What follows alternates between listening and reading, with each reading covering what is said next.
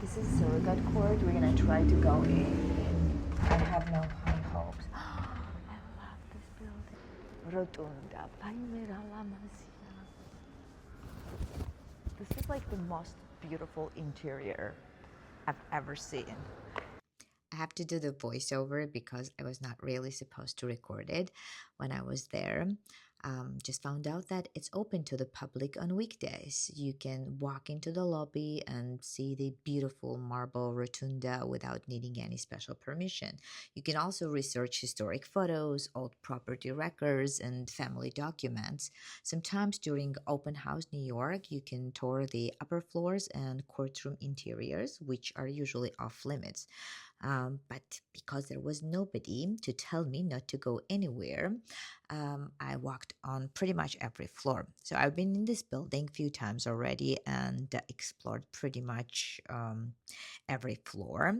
And I remember that there was Ruth Ginsburg's little statue there. So I wanted to find her because she is one of my favorite girls, together with Emma Lazarus and Annie Moore. You might remember from the previous episodes. And I just wanted to see her one more time and show her to you guys. Because I also remember there was a little sign on top of the statue. Oh, there you go. Ginsburg was not only a guardian of justice, but a huge opera fan. She once said that if she hadn't been a lawyer, she would have wanted to be a great diva, and perhaps in her way she was.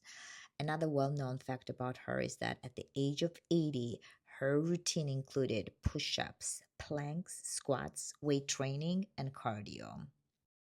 She also was a great supporter of gay community and really good human being. Check out the bathroom. Let's hope that there are no ladies in here. That's gonna scare the ladies. Oh, very nice. So there's a private room here.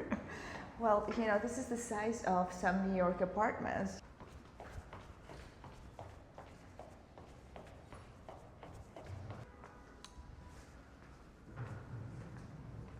When the Surrogate's Court was designed, New York's leaders were consciously trying to rival the great capitals of Europe. The city's new civic buildings, public library, custom house, Grand Central Terminal, all borrowed inspiration from Paris Beaux-Arts architecture. It actually survived the demolition in the mid-20th century and was designated a New York City landmark in 1966 and the National Historic Landmark in 1977. Oh, Macaria.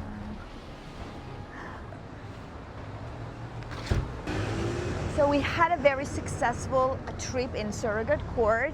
We're gonna try our luck to Woolworth Building. Woolworth Building, one of my favorite architectural structures made by one of my favorite architects, Cass Gilbert. So who was Woolworth? What is the story behind that? He created the empire. He started the store where everything was 5 cents or 10 cents. It was called 5 and Dime store. The first store he opened was in Mystic, New York, and it failed. But then he decided to open another one. He opened it in Pennsylvania and it was successful.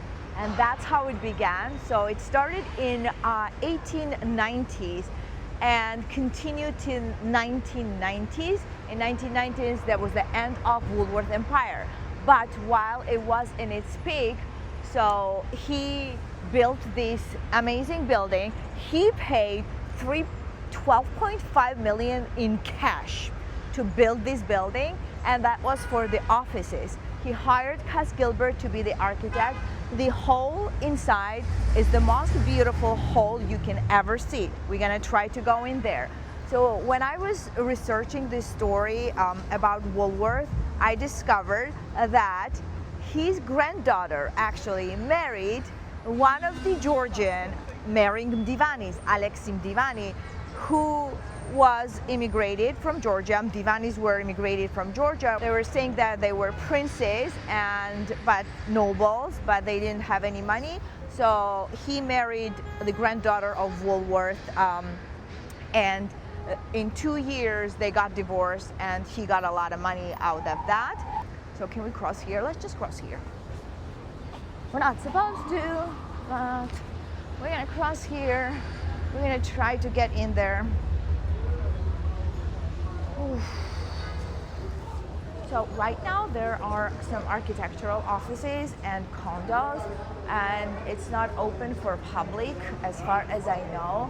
They're not gonna let us in, but I'm gonna pretend that I'm going to architectural office, or we're gonna try to talk to.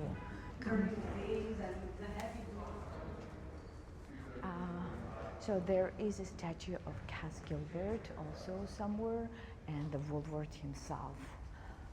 You made my day. But you can't go too far. No, I'm not gonna go too far. So this is true that Cass Gilbert bought a house, summer house in 1905 in Richfield, Connecticut, where I used to live for 11 years. And I volunteered in that Killer Tavern Museum, although I had no idea that that was his summer home. And I'm gonna find the picture of me dressed in this old time era outfit. Look at that. Isn't that stunning? The most stunning interior.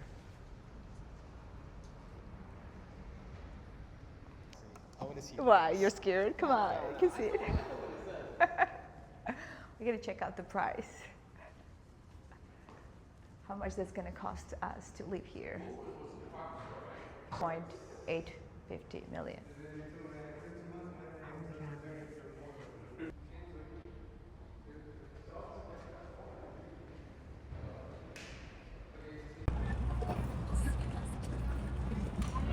I'm supposed to talk, but I cannot. This is my siesta.